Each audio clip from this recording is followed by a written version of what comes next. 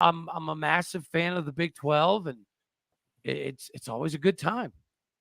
Absolutely. Hey, Cody, talk a little bit about the Cowboys in basketball. I know we're all in football mode halfway through the season right now, but the other thing is, let's go ahead and talk about, six out of 7 years, Coach Boynton has not made the NCAA tournament.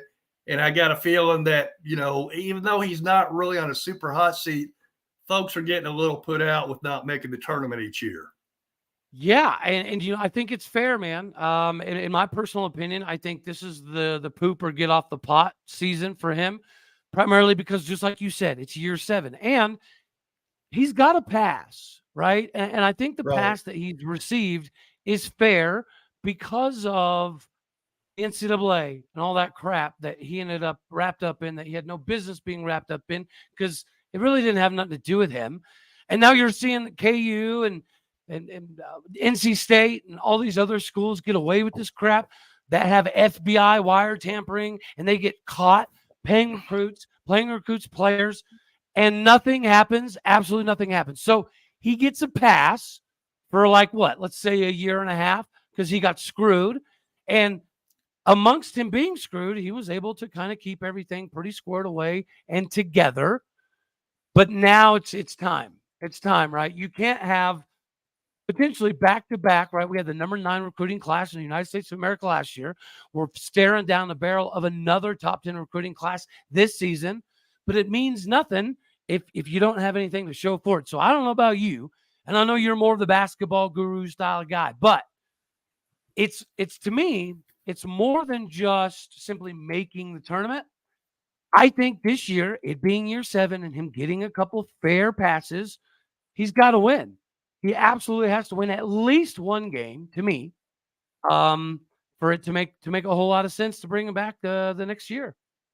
Yeah, I want to give a shout out to all of our sponsors, of course, and those listening all around the world. We appreciate you both live and when we archive it, and you can get all those archives, of course, G Swaim Show on YouTube, and of course, Cody, his show as well. You can listen to those, follow, subscribe, all that good stuff, get notified, and it lets you know. Hey, Cody, what do you see as the big keys for the Oklahoma State West Virginia game on Saturday afternoon in Morgantown?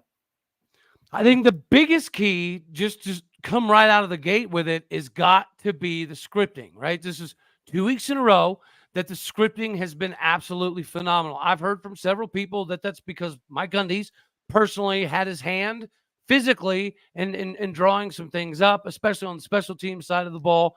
But it doesn't matter who's doing the script. I don't care if it's Dunn, if it's Gundy, if it's Cale Gundy, if it's J.W. Walsh. I don't care. But the last 2 weeks, the first 20 to 25 plays have been borderline remarkable. And that's allowed us to put up enough points early that we could weather the storm in the second and third quarters when things kind of got fairly tumultuous. And then Brian Nardo's ability to make adjustments in the fourth quarter has been not only a breath of fresh air, but I do think that Derek Mason doesn't get enough credit. Last season, when all of the locker room fracturing and all that crap was going on, the only coach on the roster that was making live adjustments and changes after halftime and it actually worked was Derek Mason. So the fact that Brian Nardo's been able to continue that, yeah, man, it has us sitting in a fairly good position. Cody Stovall joins us. He is the Oklahoma State expert.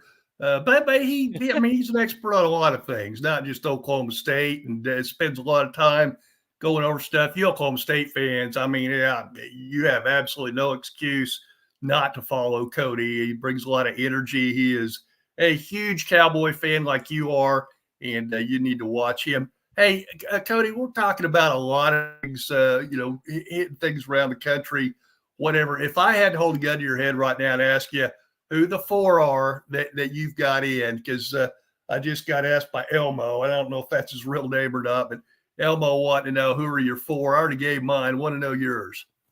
Well, I'd say Georgia, it's going to be Georgia. Georgia, I would think, is still number 1, primarily because people do have to take into consideration this isn't the same Alabama as always either. right? So Right. is it still a task to beat Alabama? Well, absolutely. But is it a gargantuan task? Not so much anymore.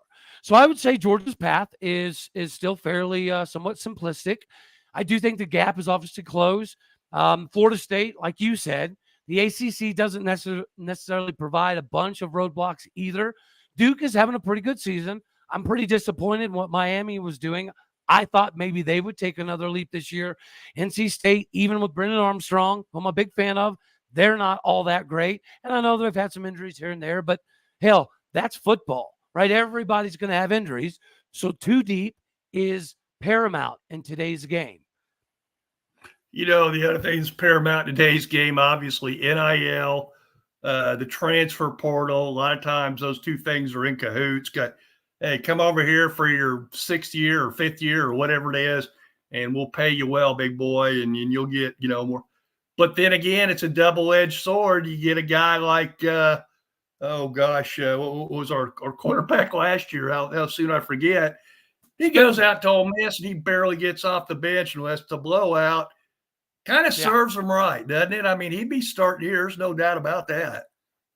He would, but I do personally. I have a lot of how do I word this correctly? Spencer Sanders got did dirty. Spencer Sanders did dirty too, man. It's not He did. It's not like he became the disgruntled wife that wanted out of the relationship and tried to backstab his way out. It was some things didn't go right. Some things that he was told wasn't exactly what happened, and then Gundy kind of manipulated his own rule, which the previous years he's allowed transfers to still play in the bowl game. Right. And not only has he done that, I agree with that. But he's talked about how beneficial it was for everybody involved. And then he kind of changes his mind, and part of it's because of Spencer, and Spencer maybe felt strong-armed. So did Spencer do some things going out the door that you're not a fan of? Absolutely, right? That's not super beneficial to O State. But I also feel for Spencer because I do know that he loves O State. He wants to be a Cowboy. He wanted to be a Cowboy. He just didn't feel like there was a reciprocation of understanding. Want to give a shout out to my sister Susie and my mom right now. They're together and they're listening and watching and all that good stuff. And glad that they're able to tune in. Cody, let's talk a little bit about Cowboy sports in general with the NIL. I know that Boone Pickens posthumously and as well left a lot of money, a little over $350 million with a B, $350 million. Yeah. And then Mike Gundy comes out after a week before that saying that he wasn't a big fan of NIL and all that too.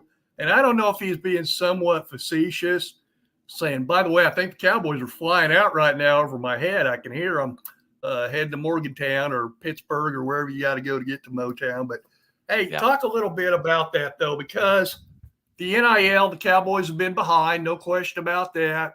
Mike kind of went 180 in a week. And like I said, I still don't know if he is being a smartass by doing that last week, but said, hey, just quit. Don't build any more new stuff. Take all that money and throw it to NIL. Because he's right. That's the way things are headed. Hey, facilities don't mean anything anymore compared to NIL. It's all about me, and how much you can give me, right? I mean, facilities and everything are still going to be fairly important, right? You still have to put on a little bit of a theatrical show whenever you go through the recruiting process, rolling out the proverbial orange carpet, right? But, it's not going to be as big of a necessity. But at the same time, yes, it is kind of bunny ears, quote unquote, the me type of situation. But at the same time, right, you've got kids, you do the recruiting thing, you see how the circuit goes. And when you're going through all that stuff, dude, it's very difficult as a parent to tell your kid, you know what, do not go there and make $100,000. Don't do it. Go over here and just make 15. And most kids aren't going to make it to the NFL. Most of us, I was one of them. I didn't want to go to class. And one of the coolest parts about being old enough to be part of the college football days where you could get out of class pretty easy, Those days are not the same, man. So you don't want to go to class every day, every morning, all the time. Plus all the work you have to put in on the field for 4 or 5 years. Maybe nowadays with the COVID and red shirt, people are getting 6, 7 years. I don't know that you necessarily want to go through all that and not be compensated. So I get it. And what's crazy is in the very beginning, I was a staunch proponent of it, buddy. I was like, listen, you go to college, the food's free, the college is free, you get a stipend that you're supposed to buy books with, but none of us really did. You know what I mean? I was of the camp that you're getting more than enough. You don't need extra money. But now that it is what it is and you're getting money, like Spencer Sanders, you just brought up, perfect example. He's getting paid, let's say, almost $250,000 to sit on a bench. Is that ideal? Is that ideal? No. Do you think that he's probably sitting there 1,000 times saying, I wish I was still in Stillwater? Probably, likely, but he's making that amount of money and he's not putting a bunch of wear and tear on his body for just because he's on the bench. And he might never make more than this again. So he's got a couple years at O State, right? One of them making pretty good money. He's got a year at Ole Miss making pretty daggone good money. So if he doesn't make it to any type of professional league, this is the most money he might ever make.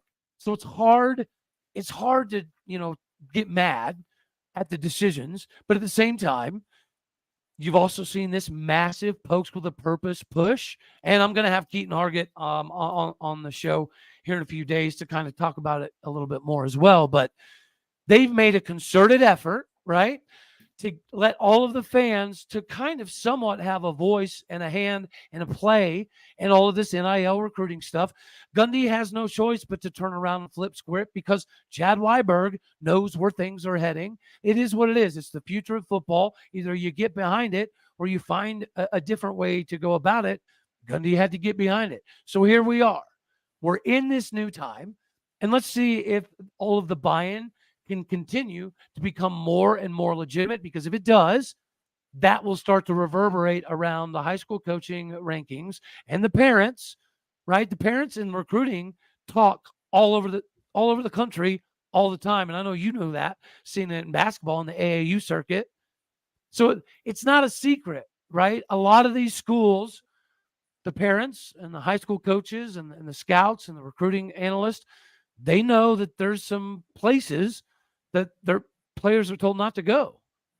And until you find a way to get the buy-in to be 100% all day, every day, all the way around, it's just the way it's going to be. Yeah, absolutely. Wet Blanket jumps in the chat. We appreciate him. Says F Spencer and bad times for the haters. Yeah, I think that's the way most Oklahoma State fans feel, unless you knew Spencer Sanders personally, which I did not, didn't really want to. I learned about 10 years into recruiting that you really don't want to know players personally or coaches, because you get clouded judgment at that point. I used to be an OSU homer, and it was hard to drop that once I started in the business. But you learn over time. You don't cheer, you don't do all that stuff. And I think I've become fairly objective. Cody Stovall joins us a few more minutes, of course, locked in O State, and does such a great job. I would urge you ahead and lock in on him as a subscriber for sure. See what I did there? And thank our sponsor again, DoorDash, Wendy's, Helping Hands, Ray of Sunshine, Scott Hammer over at Cruise Planners, Karen Johnson at Insignia and Treasure Investments Corporation. And they do a great job of helping us stay on the air for you every day. And Cody, before I let you go, give me a national champion besides Georgia. I think we'd all pick Georgia today, but if it wasn't Georgia, who's gonna pull it? If Michael Penix Jr. stays healthy, I got to go with Washington. Washington, got it. No, they looked pretty good last week, no doubt about it, and it's going to be fun to watch.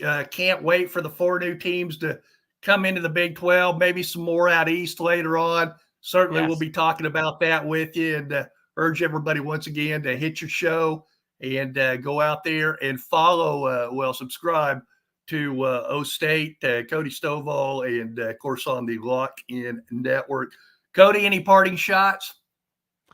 Man, yeah, real quick before we did skedaddle on out of here, I real quick wanted to brush by.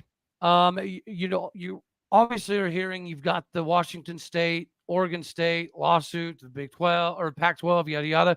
It's just for posturing, but whenever that's over, which is supposed to be about a month or two away, you're hearing that there could be an announcement of Washington State, Oregon State, and the ACC. I have heard from a decent amount of people that some people don't want us in the Big 12 to add them. I think that is preposterous. I think we should absolutely add them. And I'm not under any massive disillusionment either in thinking that just because they've been good this year doesn't make them an auto bid. I get that. But Oregon State has done some renovations to their stadium. If you look at the stadium capacities of Oregon State and Washington State, they're right there on par with Cincinnati and Houston. So, yeah, not only could they fit, but they are a good brand. And let's face it, Washington State, Oregon State, these are ag schools. They might be northwestern ag schools, but they're ag schools nonetheless.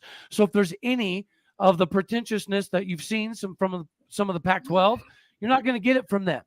So I think it would be a fluid transition. I'm a baseball guy too, so I would love it selfishly for baseball. But yeah, man, I kind of wanted to get your thoughts real quick before you booted me on out of here on your thoughts on Washington State, Oregon State. Are they going to end up in the Big 12 or the ACC? Absolutely. What do you think? No, I think they fit right in. Matter of fact, out of the Pac-12 schools currently, I think those two fit as far as not only culturally, you mentioned the ag stuff, but their land grant schools, all that, and they're good academics as well. So it's a plus, but they got great fan bases when you compare them to some of the West Coast teams that don't draw flies. We've seen those crowds are pretty bad. But no, I would absolutely love to see both those teams in. The more the merrier. Now, I don't want to take any more G5s unless it's, a special like a Memphis or a Tulane or somebody like that. And it's going to be interesting too, Cody, to see the ACC fall apart, because there's no question the ACC is trying to attract as many teams as they can to stay relevant once they lose Florida State, once they lose Clemson.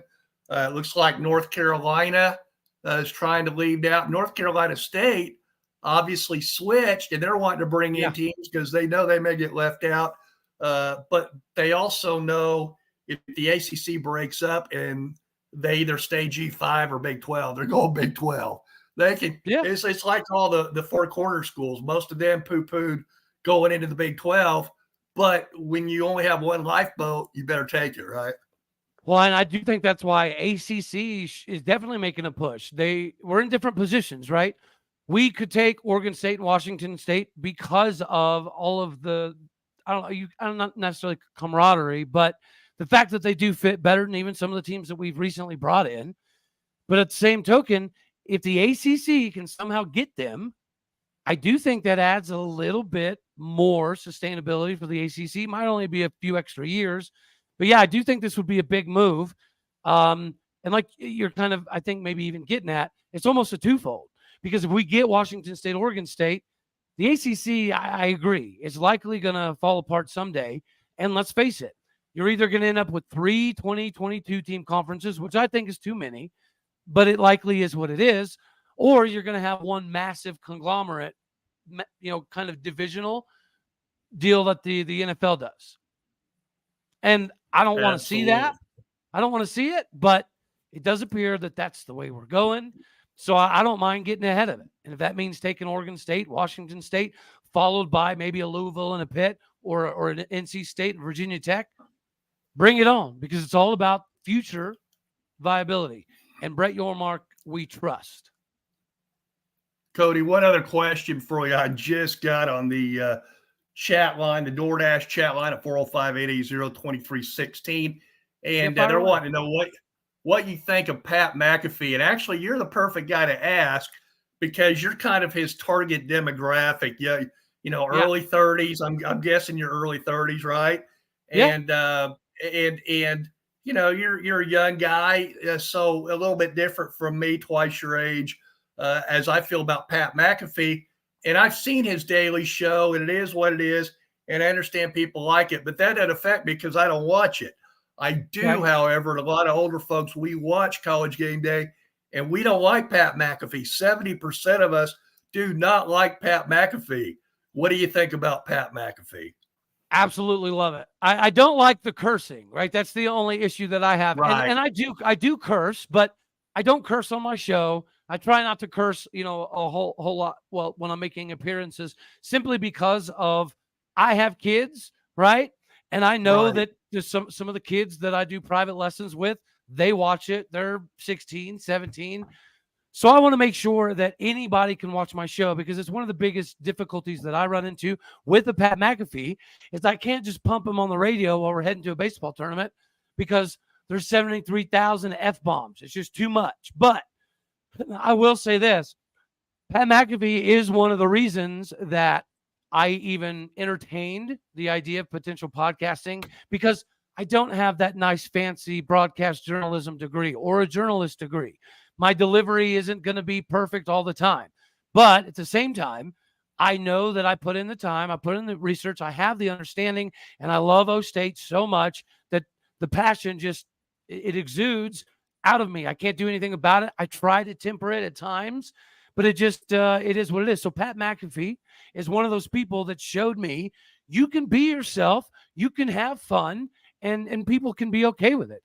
And I'm not everybody's cup of taters, but and recently I received a lot of messages because I pissed people off before, right? I've put out stuff that people No. couldn't think was physically possibly true, and now I've received a lot of messages from a lot of those people. But at the same time, you're always going to have the people that are on the other side of the fence, and I'm learning in this industry to just continue to be myself and know that if I put the work in, put the time in, and continue to have the passion, that numerically, financially, it will all continue to get better and work out. Learned a long time ago, late in the 20th century, I used to do a Sunday night show on Channel 8 in Tulsa with Mike Ziegenhorn. And Mike once told me, I said, I'm getting a lot of hate mail on this. Like, Swaim does this, Swaim hates us. Well, he said, no, that's good. He goes, half the people love you, half hate you, but they all watch you. So that's good. And so if you piss people off every once in a while, you're doing your job, I think. Cody, once again, let folks know how they can watch you, when and where. Yeah, again, so the daily host of the Locked On Oklahoma State show. You can find it on YouTube visually, Spotify, Apple, all of the podcasting platforms. I know there's like 70 or something like that. We're on all of them. And if you have the capability to leave a little review, that's what it is. I knew it'd come back to me, right? If you can leave a review, I'd greatly appreciate it. Yeah, go check out the show. I like to have a lot of fun. I like to dive into the statistical side of things. And I do have a lot of relationships that I've been blessed with obtaining over this career, and I greatly appreciate your insight over the time. You've been a wealth of knowledge. Your connections and the things that you bring to the table are absolutely phenomenal, and I'm greatly appreciative. Well, it's short of this being a mutual admiration society. The one thing I really like about you, and a lot of young guys fall into this trap, they become a homer, a total homer. And I just can't stand that. We got a guy in Stillwater on the radio every day who, Mike Gundy just, poops golden nuggets kind of thing. You know what I mean? Hey, there's good and bad about every school, no matter which school you cover. And the great thing about you, Cody, is that you get both sides of it. And I think people really appreciate that. I know I sure do. Yeah, that seems to be the common consensus. And again, I know that I'm going to rub people the wrong way occasionally, but I also know that, again, because of the effort and the time that I put in, most people will come back around just because, I don't know, the content seems to be worth it, numerically speaking, I guess. Well, you're doing a great job. Continue to grow your show. And I'd like to have you on once a week if you don't mind, just because you not only talk Oklahoma State so well, but you talk the Big 12 well. And even as we just showed the national scene, you're on top of that as well. Really appreciate you joining me today, buddy. Absolutely. Absolutely, Greg. And you know what, man? Yeah, I'm totally down to working out some sort of weekly segment, brother. Well, we'll do that. Cody, appreciate you, my man. Absolutely. And that Cody Stovall, we appreciate him. We appreciate all our sponsors too. Of course, Treasure Investment Corporation, our good friend Michael Shepard joins us every Monday. Karen Johnson at Insignia.